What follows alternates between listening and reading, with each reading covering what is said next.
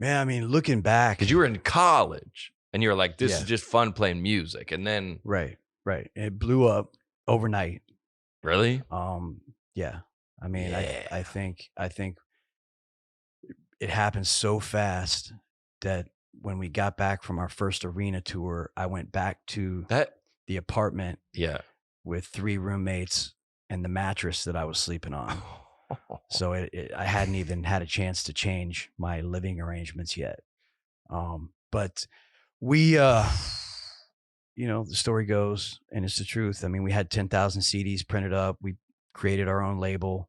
Yeah. We went around and acted like, you know, it was official. Yeah. And got them in record stores on consignment in the area. In what area?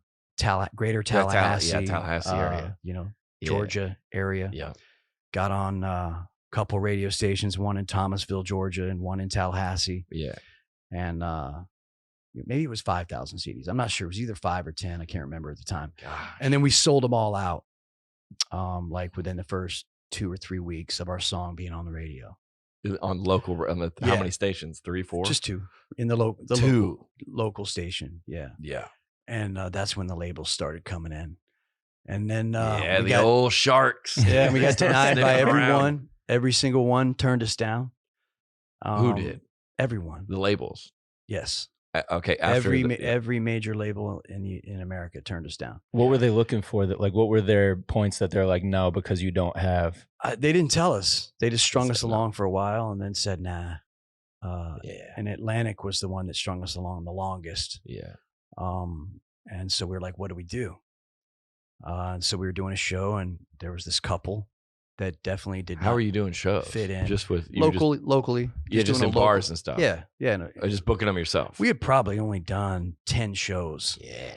By the time we got a record deal. Yeah. Wow.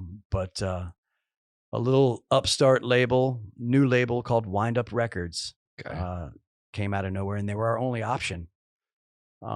They gave you the paper. No one else had slid the paper over. Yeah. And so we signed with them, and the rest is history. And then they end up going on to sign Evanescence and Seether and you know some other bands.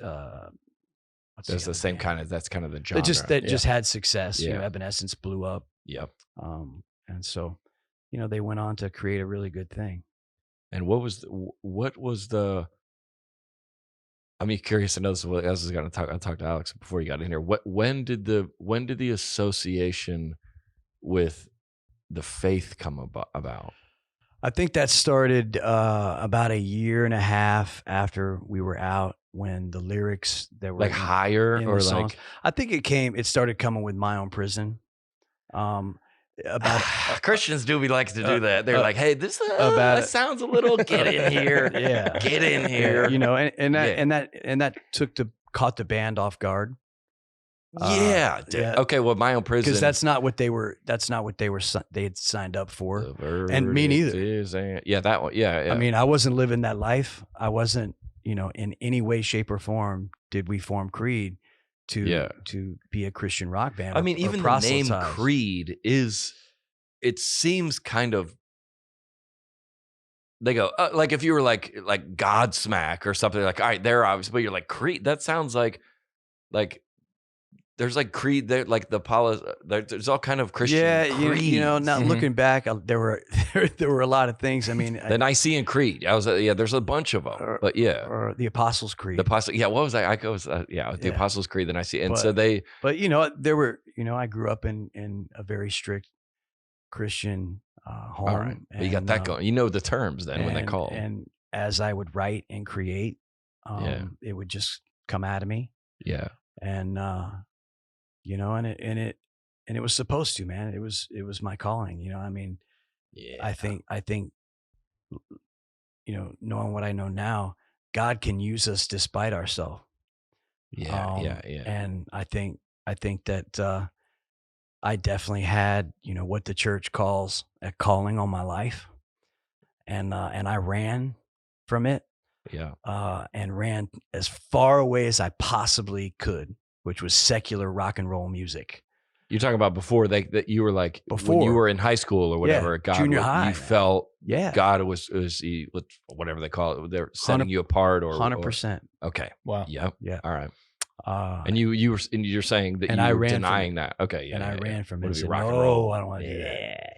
And so what did I go to? I went to what I was taught was the devil's music.